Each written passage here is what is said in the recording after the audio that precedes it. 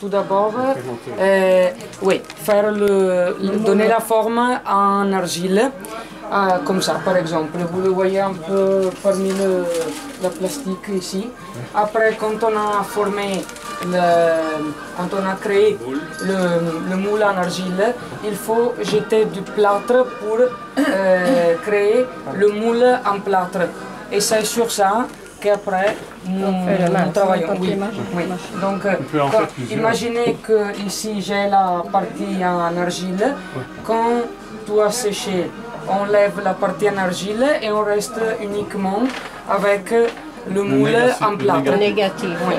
Après, on met ce type de papier, comme ça. On remplit tout le moule avec ce papier et la colle, la ville.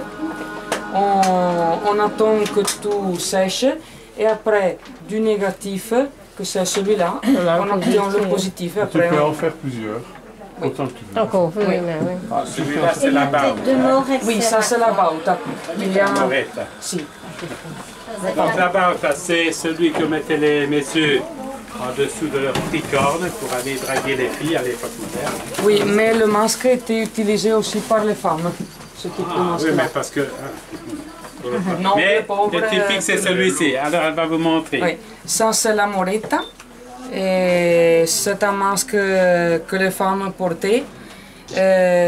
Et elles le portaient avec le bouton entre les lèvres. Donc c'est pour ça qu'elle s'appelle moretta ou muta. Parce que muta en italien veut dire muette. Parce que si elle portait ce type de masque et elle ne voulait pas parler ou accepter un rendez-vous comme ça, elle continuait à porter le masque et sans l'enlever. Ça veut donc parler. Tu peux essayer, Claudia. Voilà. Et alors elle le lâche. Come ti chiami? Claudia. Non, mais comment tu t'appelles? Moretta.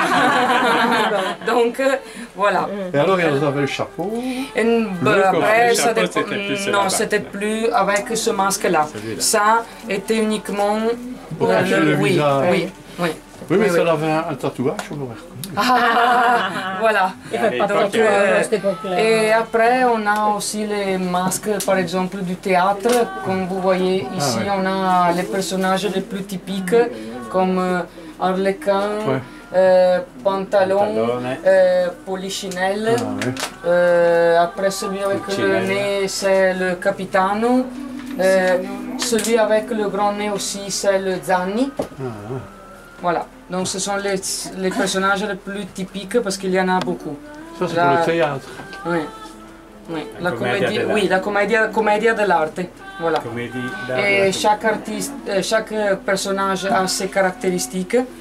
Donc nous mettons le papier pour chacun parce qu'on explique un peu les caractéristiques de chaque personnage en fait. Ah, c'est bien. Oui. Ça doit être gai. Oui. Okay. On a aussi un livre qui explique l'histoire des masques. Donc si vous êtes un peu intéressé à cette partie-là, on l'a. Voilà, on peut dire merci à Claudia. Vous pouvez essayer les masques, prendre des photos avec, voilà. Pas de et problème. si quelqu'un veut acheter un masque, autant le faire ici que de l'acheter au Rialto, c'est des faux. Un attimo perché... Dis Joseph, à quoi ça sert la tête de mort?